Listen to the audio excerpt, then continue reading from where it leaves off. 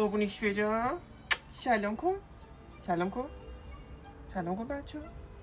کرمانی‌ها یه اصطلاحی دارن میگن طرف شیپته گوش میپتکیده، یعنی سرگوشش میجنبه. این دوتا هم همین سیستم، همینجور به قول کرمانی‌ها کلش کلش کلش داشته میرفته، یعنی همون سلانه سلانه همونجا آروم آروم داشته میرفته. میبینی که از اون لالوهای دود مودا و اینا، ای بابا یه دختری میاد بیرون، یه خانمی میاد بیرون، فکش میفته. ده بیا چرا؟ چون این جزئیه که 15 سال پیش مرده. آقا سفر دوستا، سفر روها، سفر دبا بشه تا بید که کتاب براتون دارم چجورم قشنگ بخونه. خوره که اوناییه که این سیستمی رو دوست دارم بخواد سر اینا رو بگیری، حالا بودی بره دنبالش ببینه که جایزه شرلی جکسون سال 2020 تو بیشت اینا هم باید بخونیدش. سلام علیکم، چطوری؟ مثل پلو تو دوری خوبی؟ آقا این بگیرین دستمه. این من گفتم که این بار آنباکسینگ رو بیام وایساده بگیرم براتون فیلم برداری کنم، اما خب هیچی نداشتم بلند باشه بیاد تا اینجاها و داشتم مثلا یه چهارپایه و یه آباژور، بعد میذاشتم میومد تا اینجا، من اینجوری میبایست باشم دیگه. بیخیال شدم، گفتم اینجوری میگیرم دستم، حالا ببینید بعدش تا جوشو باز کنم. اینم مانند همیشه ترکیبی توشه، همه جوره توش هست، با حالا بهتون میگم الان. و یادتونم نره دیگه لایک، کامنت، سیو، شیر، معرفی به دوستاتون و سابسکرایب کانال یوتیوب کتابیا، چون نسخه های کامل ویدیوامو، کاملتر ویدیوامو توی اونجا میذارم. آقا بریم اینو باز کنیم ببینیم کی به کی است. چیزی برامون آوردین، گندشو در آوردین.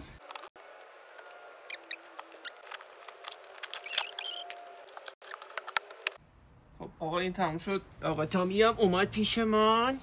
قربونش بجا. سلام کن. سلام کن.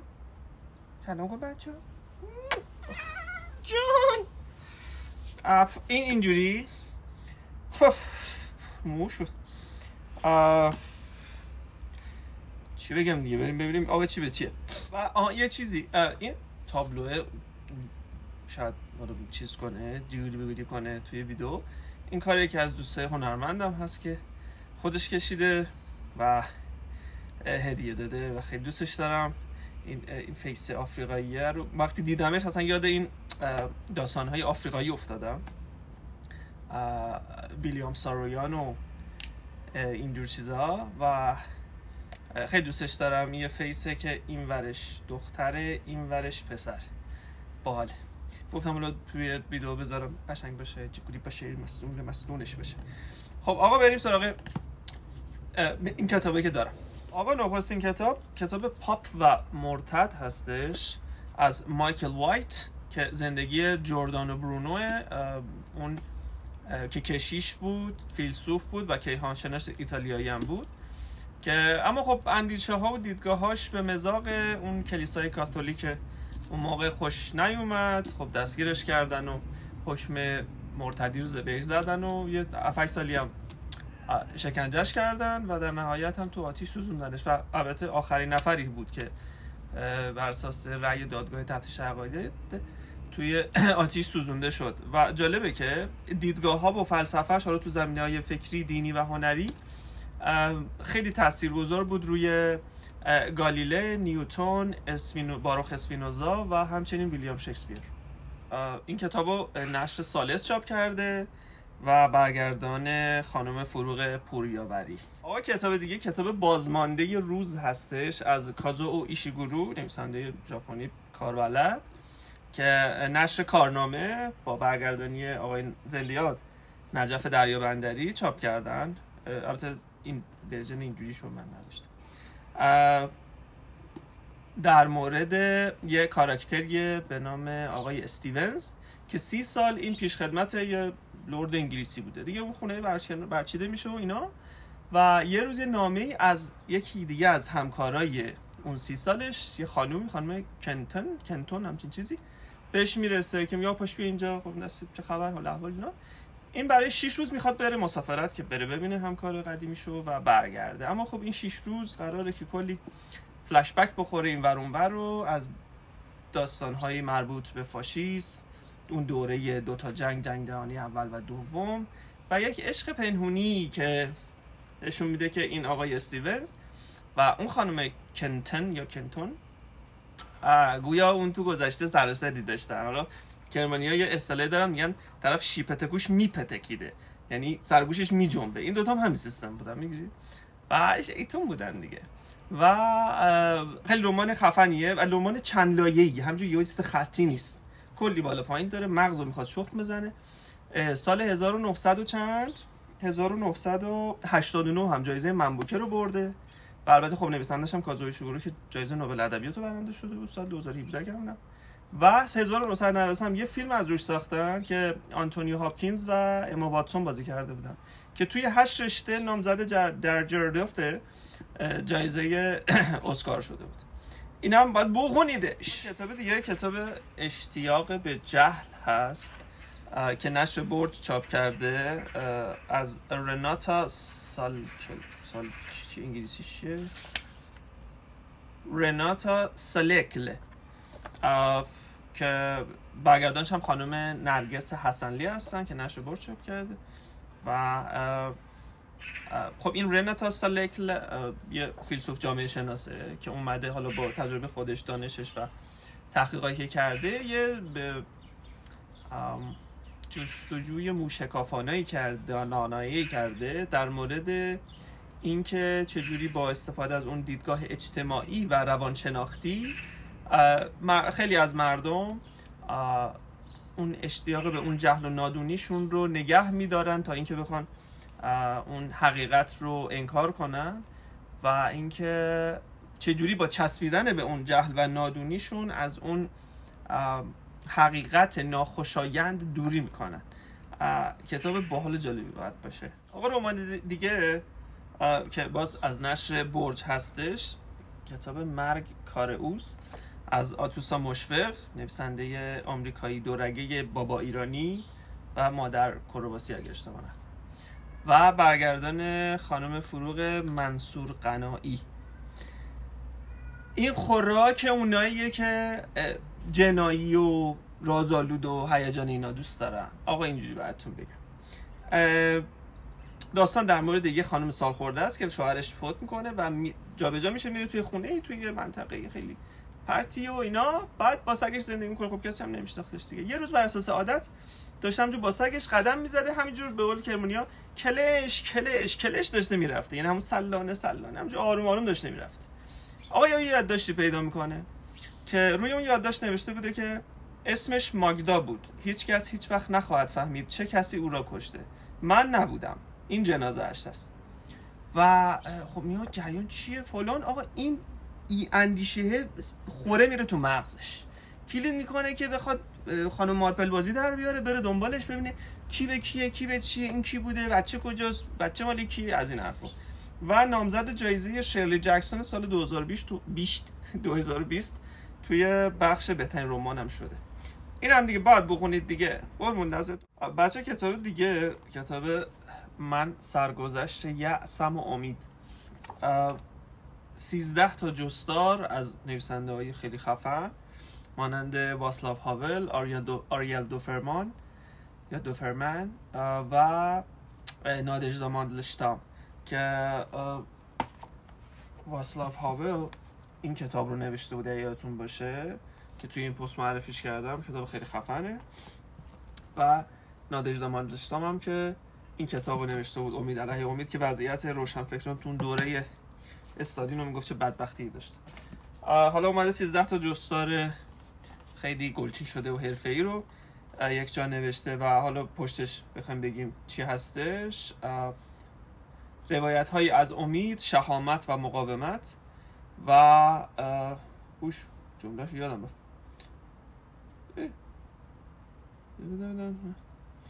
و یادآور میکنه که چه انسان‌هایی در مسیر پاسداشت آزادی و برابری برای همگان، در مراقبت از شأن انسان و احقاق حق طبیعت، گیاه، آب و خاک و هر آنچه که جان دارد و جان شیرین خوش است، پاپس نکشیدند.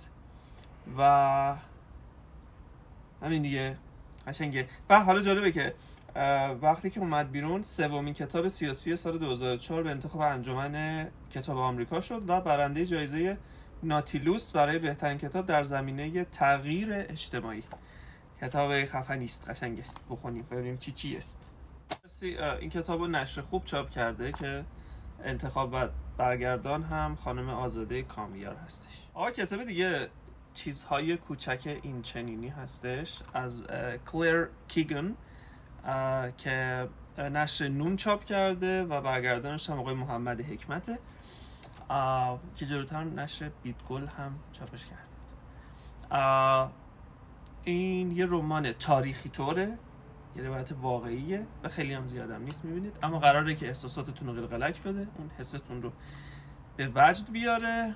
در مورد یه سری رختشوی خانه هایی بوده توی ایرلند که توسط کلیسای کاتولیک و دولت اداره می شده، اما هیچ موضوعی نمیدادن و زنان و یه سری دخترها رو که خیلی هاشون مثلا معلوم نبود چرا هم داشتن میبردن اونجا که مفتی اونجا کار کنن و خب اونجا یه سری جنایاتی انجام می شده، آزار و اذیتی بوده که توی این رمان اومده پرده برداری کرده از اونا و در مورد یکی کاراکتریه که با اینکه خانواده‌اش توی تنگنا قرار میگیرن و تهدید میشن، اما دست از مقاومت برای آزادیشون تو اون دوره ایرلند بر نمیداره و خیلی کتاب خفنی هست. اینجور کتابه که مربوط به رویدادهای واقعی رو خیلی دوست دارم و جالبه که این کتاب تو سال 2022 هم جزو فینالیستای جایزه بوکر بود و همینجور برنده جایزه اورول شد. بچه‌ها کتاب دیگه وقتی پریان دریایی رو باور کردیمه از خانم باربارا اونیل و برگردان خانم فرنوش جزینی که دوباره نشر نون چاپش کرده. خیلی باحاله. در مورد یک دختریه به نام کیت که بهش گفتن خواهرش جوزی توی یک تصادف قطار کشته شده و خب اینو همیشه میدونسته دیگه و سالها با این جریان کنار اومده، 15 سال این جریان کنار اومده که خواهرش رو دیگه نداره. یه روز توی تلویزیون داره یه حادثه آتش سوزی رو توی یک شهر دیگه داره میبینه و میبینه که از اون لالوهای دودمودا و اینا ای بابا یه دختری میاد بیرون، یه خانمی میاد بیرون، فکش میفته. بیا چرا؟ چون این جوزیه که 15 سال پیش مرده.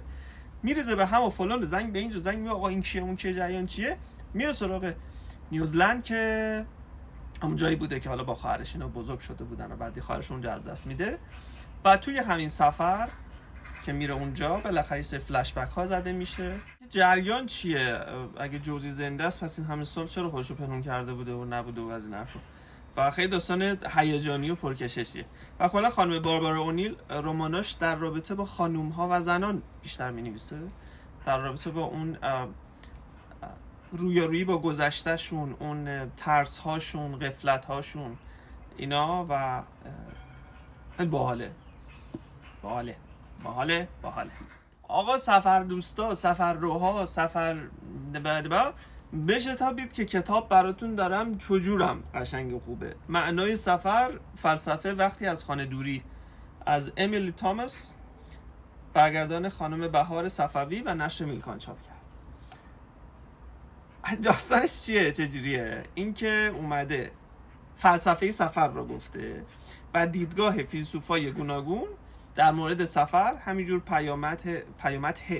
پیامدهای روحی روانی سفر رفتن، پیدایش توریسم، سفرنامه نویسی و همینجور سفرهای فضایی طور اینا رو اومده نوشته. کسایی که سفر رو دوست دارن این خیلی میتونه کتاب سرگرم کننده و باحالی براشون بشه.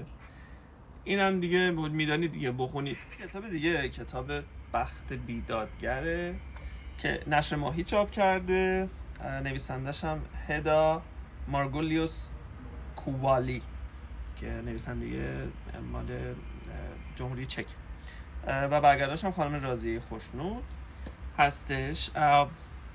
در مورد داستان یک زندگی جای خود زندگی نامه است. داستان زندگی از توی پراگ، شهر پراگ، از سال 1941 تا 1968.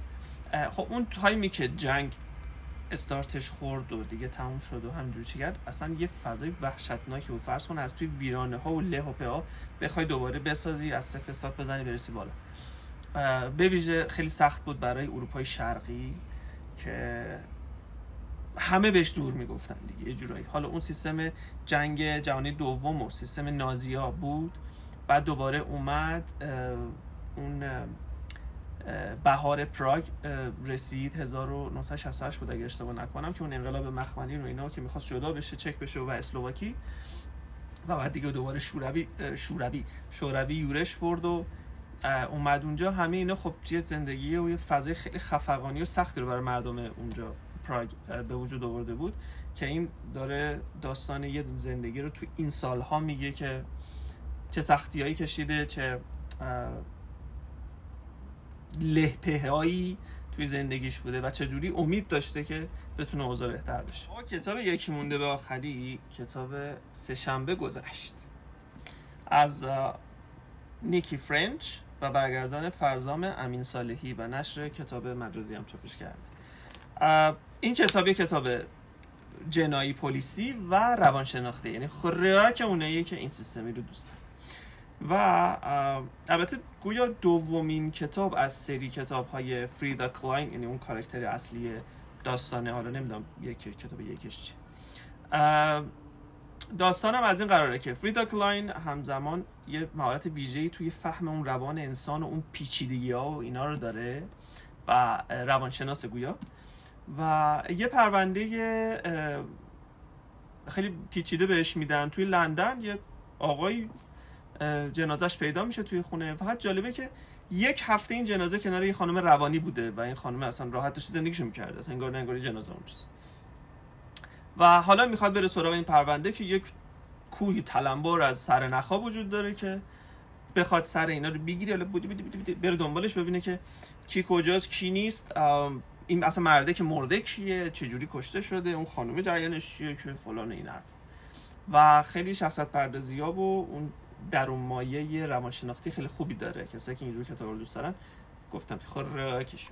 کتاب آخرم که کتاب زنده یاد متیو پری، کتاب اون فرند که به فارسی به نام فرندز برگرداننده به چاپ شد.